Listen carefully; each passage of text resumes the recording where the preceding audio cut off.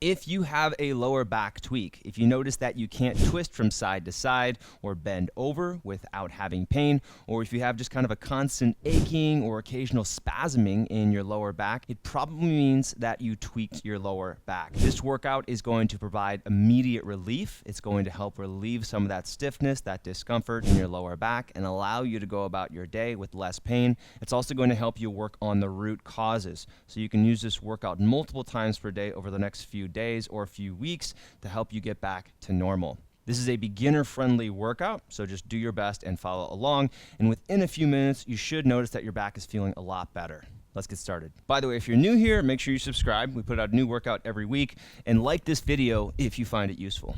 Our first exercise, and this is the most important one, is a dead bug exercise. So you're going to lie down on your back and start by just bringing your feet in toward your butt.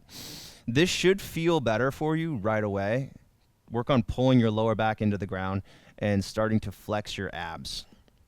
The reason why a lower back tweak is so painful is because you're not using your abs or your hips enough. So one of the big focuses of this workout is going to be just getting those muscles active. So we're going to start here by pulling your lower back into the ground, engaging your abs, engaging your core, the same as you would in a plank position, and trying to keep your lower back glued into the ground. So make sure there's no space between your lower back and the ground. You shouldn't be able to slide your hands under there. From here, let's start by just bringing one leg up. So bring your left knee up so that your left knee is above your left hip, and then set that back down. And now bring your right leg up so that your right knee is above the right hip. Notice how your abs start to get a little bit more active as you do that. And then we're going to bring both legs up. So knees are over the hips, right? 90-degree angles in the knees and the hips. You're still pulling your lower back into the ground, and you're going to keep your shoulders and your back on the ground here.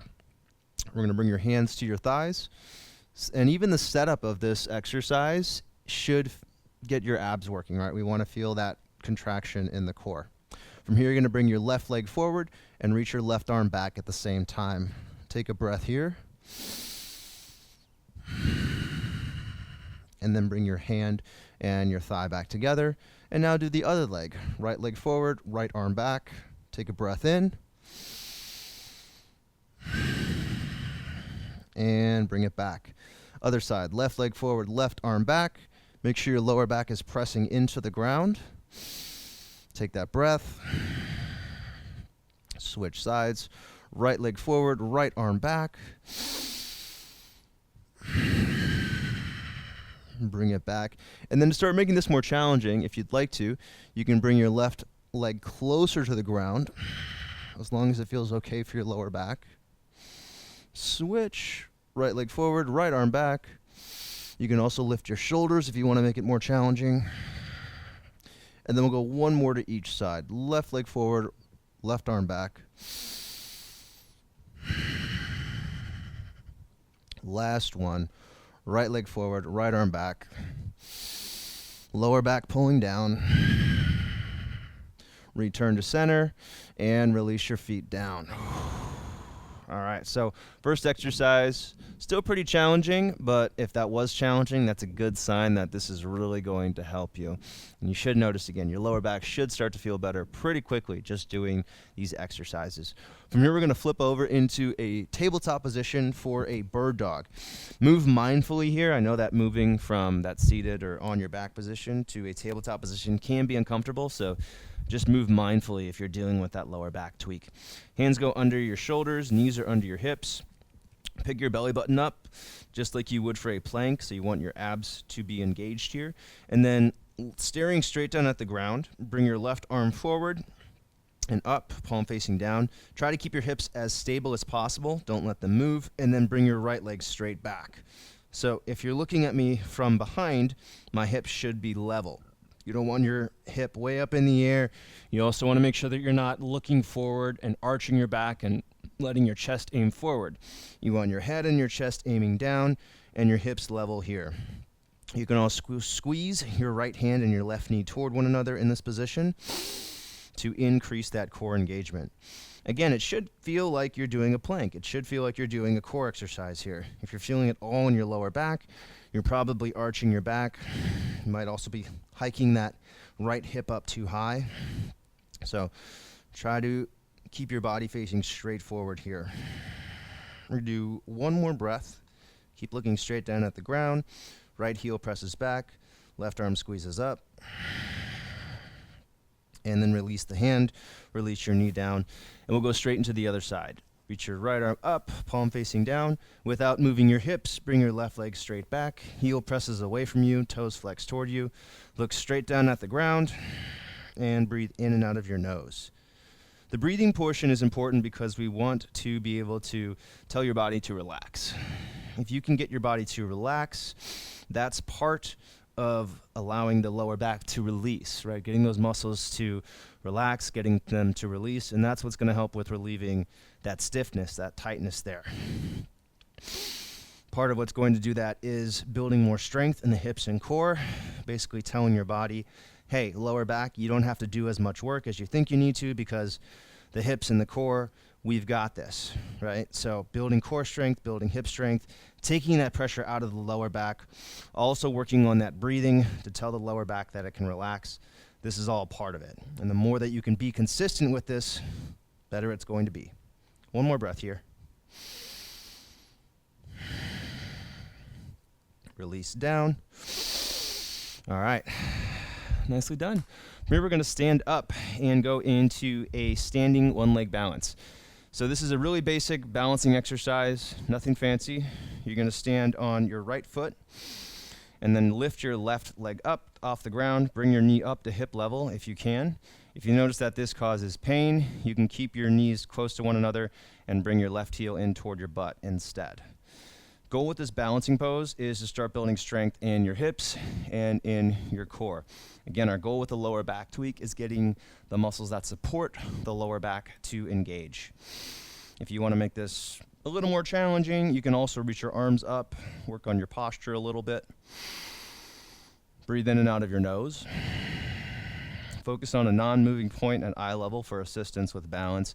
And if you notice that balance is difficult, because, well, balance is difficult, then you can allow the left toes to kind of just float to the ground, like you're using that as a kickstand. So if you ever lose your balance, just plant the left foot and then bring your left leg back up. And we're here for a full minute. Just, again, working on your balance. It's a really good exercise to help with the low back thing.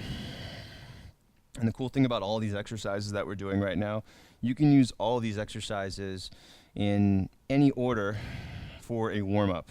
So if you're going for a walk, if you're doing another workout, you can use all these exercises to help reduce lower back pain in whatever you're about to do. All right, go ahead and release. We're going to switch sides. So now we're standing on the left foot. You're going to bring your right knee up to hip level. As long as it feels okay on the lower back, and it might feel different from left to right. Maybe it's doable on your left leg, but lifting the right leg, it causes some discomfort. So that's where you can modify by squeezing your heel in toward your butt. Generally, if you tweak your lower back, you're going to want to avoid any sort of rounding or twisting position, right? So most yoga flows are not going to be a great idea right now. Deadlifting, squats, those are going to be no-goes at the moment. You want to work on staying upright, basically staying squared forward and really focusing on core strength and hip strength at the moment and doing whatever you can do without pain. That's a big guiding principle here. Make sure that whatever you're doing, it's not causing discomfort in the lower back, or at a minimum, it's more comfortable than it would be when it's at rest, because you might have pain in your back that's kind of constant. And if you can do these consistently, do these exercises consistently, do this workout every day if you can, you should notice within a few days that things are feeling a lot better.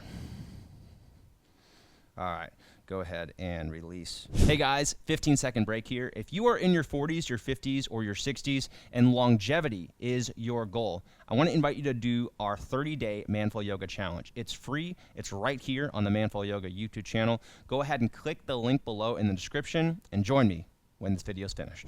Next exercise is a high lunge, and this is a really good one, combining hip flexibility and strength and core strength. You're going to start at the top of the mat. If you have a mat, you don't need one. Take a big step back with your left foot. Come into a manageable depth for a squat. So your knee should be over your ankle and your front foot. Your lower back should be relaxed here. I don't want you arching your back significantly, creating additional tension. See if you can get your butt kind of under your body. If If you do that, you should feel a stretch through your left hip flexors. You should feel your glutes working, so squeeze your butt, drive your front foot into the ground, the toes and the heels. Squeeze your abs, press your left heel toward the ground. Think about lifting your chest up and away from your hips, creating some height, and then lift your arms overhead.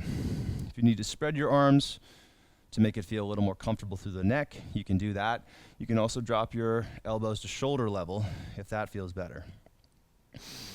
And then here, breathing in and out of the nose. So the breath is going to tell your body that it's okay to stretch more, to go deeper into the stretch. So do focus on that breathing, it will help. It's also going to help you hold the posture for a longer time with less strain. So our goal is to build strength, build flexibility, but do so in a way that feels manageable. All right, so we shouldn't be huffing and puffing in and out of your mouth right now. Should feel pretty controlled. 60 seconds is a good time to aim for here.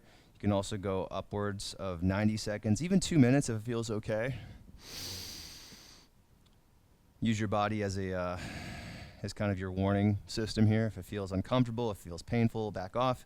But if it just feels a little, challenging, that's a good place to be. All right, let's go ahead and release. Now we'll switch sides. So big step back with your right foot. Again, come into just a manageable depth with this lunge. You don't want to go so far back that your back is arched and it feels really difficult. So find something that feels manageable, where your butt is kind of under your body, the lower back is relatively relaxed, and you're still feeling that stretch through the right hip flexors. So squeeze your right glute, press your right heel toward the ground, drive your left foot into the ground. Should feel both hips working here. And then squeeze your abs and lift your ribs up and away from the hips. Create some space, right? Chest upright, good posture. And then whatever variation with the arms you want to do, you can go arms straight up, go arms to goalpost arms. Focus on a non-moving point at eye level and breathe in and out of your nose. Lower back tweaks are super frustrating, by the way. I've been through many of them. As part of this video, I have a whole overview of lower back tweaks. I'll put that in the description below if you want to check that out and make sure that you're doing the things that you should and should not be doing to recover as quickly as possible.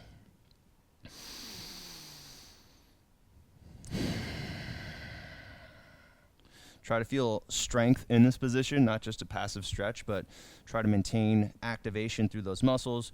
Again, feeling your glutes working, feeling your abs working, even feeling your upper back working with the arms up. And then go ahead and release. Stand back up. Here we're going to go into a modified squat position. So I want your feet about 6 inches apart, toes facing straight forward. Allow the knees to bend forward and your hips to come back simultaneously. Bring your arms out in front of you. And our goal here is to keep a neutral spine. So you don't want your butt tucked under your body in this position, right? Because that's rounding the back. You also don't want to be arching your back significantly and letting your butt stick out and really puffing the chest out. So see if you can find a middle ground for that, right? Where your abs are tight, your lower back is straight, is flat, and the arms are out in front just to kind of help counterbalance. So it should feel a little bit like a plank here in terms of your abs, and then we also want to feel the hips working. Again, emphasizing the importance of keeping a neutral spine in this position. Your back is not at a point right now where you can round significantly or where you can arch significantly. That's going to make it angry. So we want to focus on keeping it in a neutral position without pain. We're holding this for a longer time because getting your hip strength, getting your abs is an important part of the lower back tweak recovery process.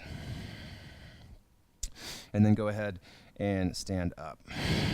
All right, last exercise, and this is where you can modify and do it the best way that it works for you right now, right in this moment, not necessarily your best 3 months ago or where you'd like to be, but how good it feels, whatever you need to do so that it feels good in this moment.